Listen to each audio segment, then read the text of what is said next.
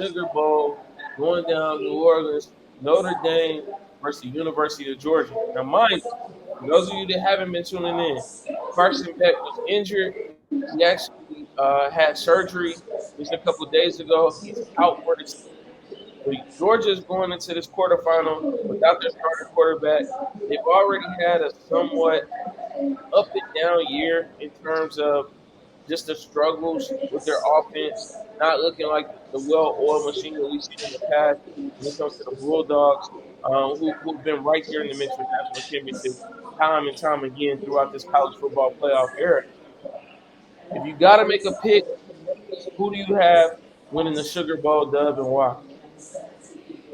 Hmm, tough one, tough one. Injured quarterback, out for the season. Notre Dame coming off a high, pretty dominant win over the past weekend. I'm gonna go Georgia, man. And the reason why I say that is your SEC schools, man. They're pipelines. Like what I'm talking, like what I mean by pipeline is the bench, right? So the backup quarterback probably can start anywhere in the nation, right? At any Division One, big D1 school, even small D1 school. So I have a lot of trust in their program and their protocol and the preparation. So I'm pretty sure a second team quarterback or backup quarterback prepares as if he was a starting quarterback. So I think he'll come in. He may have like an interception or two.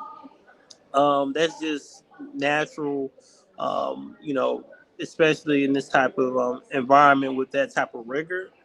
But I truly believe that Georgia has what it takes to pull it off.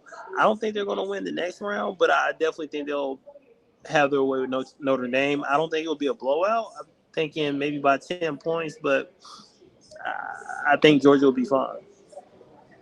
Yeah, and I like what you said there. I do think having a young quarterback like their backup who has that ability as a dual threat quarterback does change the dynamic. I think that he's going to be able to scramble, get some yards on the ground. But ultimately, I think the lack of experience is going to really catch up to them, being that it's the Sugar Bowl.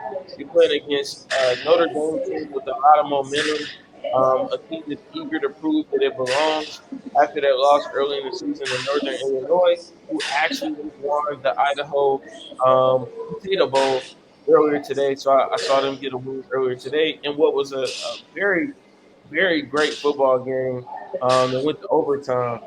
So shout out to Northern Illinois, the Huskies on that win. But Notre Dame has really moved throughout the season with a level of confidence and swagger that you wouldn't see from a team that lost to Northern Illinois early in the season. They were really able to bounce back. I like what I see from Notre Dame in terms of what they can do on the ground, and then their defense at every level is uber competitive and prove that they can hang with the receiving core of Indiana and basically take Indiana's best weapon and Aurora out of the game.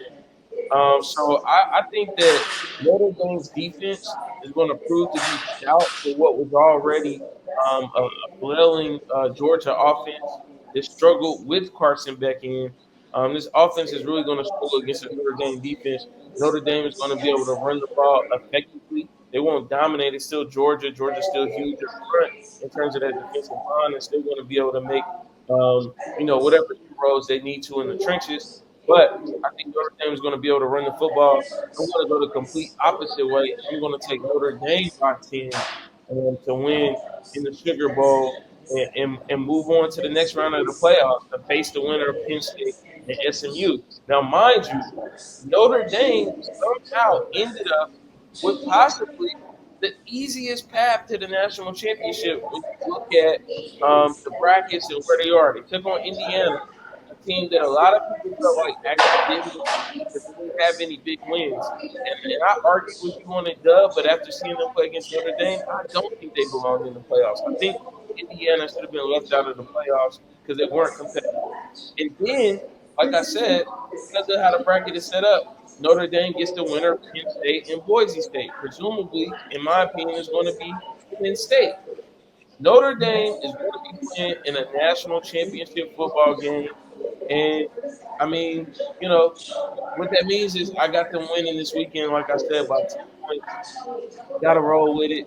Um, Let us know in the comments whether you rock with Dale's prediction and you're going to go with the Georgia Bulldogs, been there, done that when it comes to these college football playoffs, or if you're going to roll with the Notre Dame Fighting Irish